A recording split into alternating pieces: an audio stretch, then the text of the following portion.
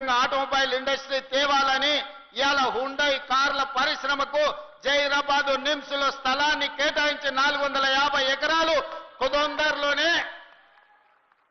Hyundai కార్ల ఉత్పత్తి సంస్థ ఇక్కడ వాళ్ళ కార్యక్రమాలను ప్రారంభించబోతుందని తెలియజేయడానికి నేను సంతోషపడుతున్నా. అదే కాదు ఇప్పటి దగ్గర స్థానిక శాసనసభ్యులు మాణిక్రావు గారు, అదే విధంగా మా పెద్దలు సురేష్ శెట్కర్ గారు, అదే విధంగా టీజీఐఐసి చైర్పర్సన్ నిర్మలా జగ్గారెడ్డి గారు, చైర్పర్సన్ గారి తరఫున జగ్గారెడ్డి గారు వచ్చి నాకు ఒక సూచన చేసిండు. నేను ఈ జిల్లా నుంచి ప్రాతినిధ్యం వహిస్తున్నా, ఈ భూములు పోయిన వాళ్లకు మీరు ఇందిరమ్మ ఇండ్లు ఇస్తే ఇందిరమ్మ పేరు శాశ్వతంగా గుర్తు పెట్టుకుంటారు, మీరు ప్రకటన చేయాల్సిందే అని జగ్గారెడ్డి గారు వచ్చి నా పక్కన కూర్చొని పంచాయతీ పెట్టిండ్రు. అందుకే ఇవాళ సురేష్ శెట్కర్ గారు స్థానిక శాసనసభ్యులు, అదే విధంగా జగ్గారెడ్డి గారు, మా దామోదర్ రాజ నరసింహ గారి సూచన మేరకు నేను ఈ వేదిక మీద నుంచి ఇక్కడ ఉన్న జైరాబాద్ నిమ్స్ లో 12,500 ఎకరాల భూమి ఎవరైతే కోల్పోయినరో 5,600 కుటుంబాలు ఉన్నాయి. 5,600 కుటుంబాలకు ఇందిరమ్మ ఇండ్లను మంజూరు చేస్తానని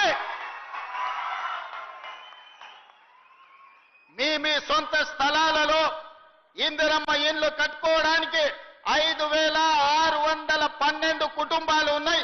మా అధికారులు సమాచారం అందించారు.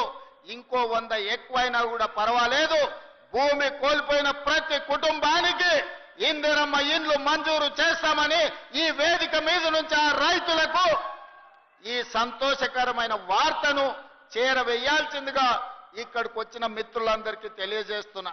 ఎందుకంటే భూమి పోయిన వాళ్ళందరూ కూడా ఈ సభకు రాకపోయి ఉండొచ్చు.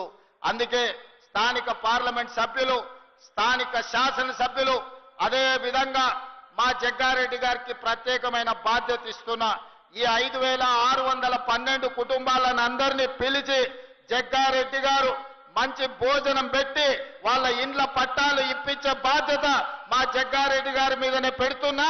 వారు వచ్చి ప్రత్యేకంగా ఇక్కడ ఒక ఫంక్షన్ హాల్ తీసుకొని ఆ కుటుంబ సభ్యులందరినీ కూడా పిలిచి వాళ్ళకు ఒక భోజనం, మంచి భోజనం పెట్టి వాళ్ళందరూ కూడా ఇందిరమ్మ ఇండ్ల పట్టాలు ఇచ్చే విధంగా కార్యక్రమాన్ని చేపట్టవలసిందిగా వారికి సూచన చేస్తున్నా. అదే విధంగా కలెక్టర్ గారికి, ఇతర ఉన్నతాధికారులందరికీ కూడా ఆదేశాలు ఇస్తున్నా.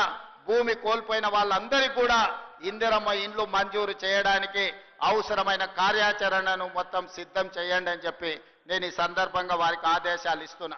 అదే విధంగా జహీరాబాద్ మున్సిపాలిటీకి సంబంధించి జహీరాబాద్లో జరగాల్సిన అభివృద్ధి కార్యక్రమాల గురించి సురేష్ శెట్కర్ గారు చెప్పిండ్రు, దామోదర్ రాజ నరసింహ గారు చెప్పిండ్రు, అదే విధంగా శాసనసభ్యులు చెప్పిండ్రు.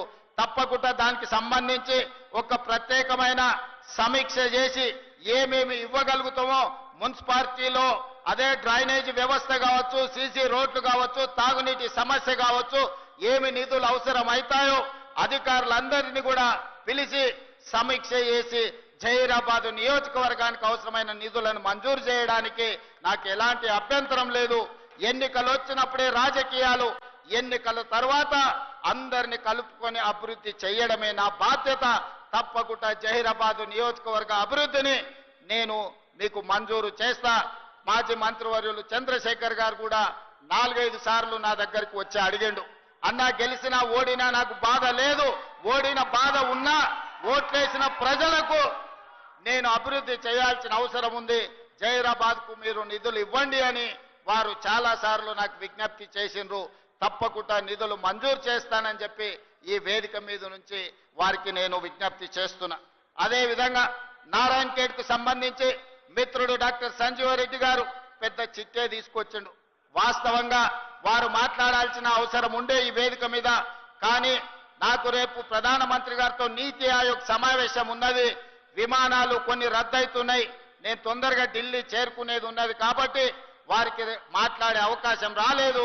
కానీ వారు విజ్ఞప్తి చేసిన టూరిజం, ఎకో టూరిజం సంబంధించి కానీ, అదే విధంగా బసవేశ్వర సంగమేశ్వర సాగునీటి ప్రాజెక్టు విషయంలో కానీ, అదే విధంగా వారు 150 ఎకరాల భూమిని కేటాయించడం, ఏదైనా ఇండస్ట్రీస్ మా నియోజకవర్గానికి తీసుకురావాలి అని వారు అడగడం జరిగింది.